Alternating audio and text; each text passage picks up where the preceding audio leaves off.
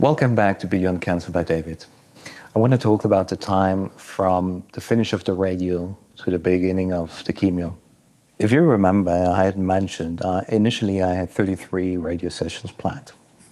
But this collided with the meeting with a client who my team and I were working for since 6 months to gain them as a client.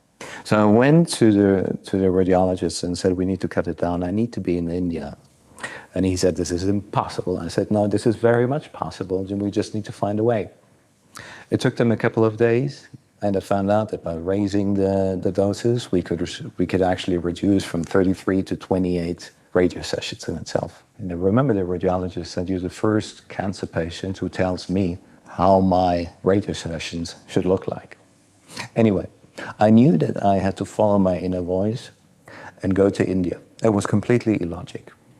It was illogic because everybody else, what they would have done and what they recommended is actually after 3 months of radio, go into rehab and get some energy before you go into the chemo.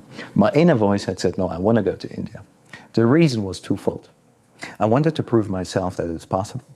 The second was I knew that by going to India and seeing these humble people still smiling, it had a positive effect on me, a much more positive effect than being in a rehab. So I followed through on this, and it was the best decision. Obviously, the signaling effect to my team arriving in India after the radiation session, looking like a burnt chicken and pretty much exhausted, was quite positive, and on the client as well. What I want to tell you is, again, push the boundaries, question the status quo. Don't do it, what other people say. At least think if there's another way to do it, which is better for you. So after I came back from India, I went to the Christmas holidays with my family. And then it was around deciding if I do the chemo or not. I would say around 50% of the doctors said don't do the chemo yet. The chemo has risks associated with it. Maybe it helps with the brain cancer, but you get then the leukemia. So I said, okay, how do I find out if this is the right thing to do? I took a week off, and that was in January, where I went into a monastery in the Swiss Alps. And the reason was, it was a completely different environment. It was a silent environment, and there were 7 days where I could just think and be with myself. I knew when I got out of the monastery after 7 days, I felt this inner voice again. You have to do the chemo.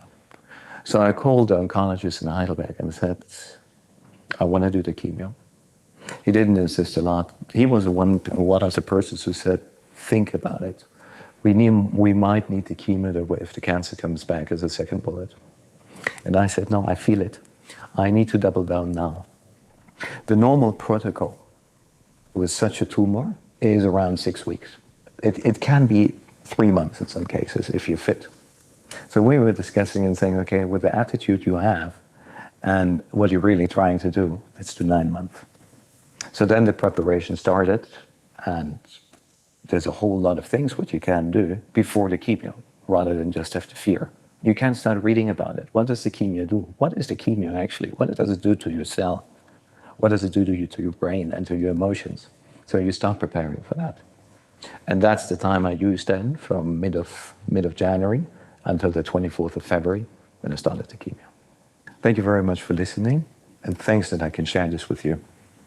If you like what I told you, please hit the subscribe button, hit the like button, and leave a comment. Thank you.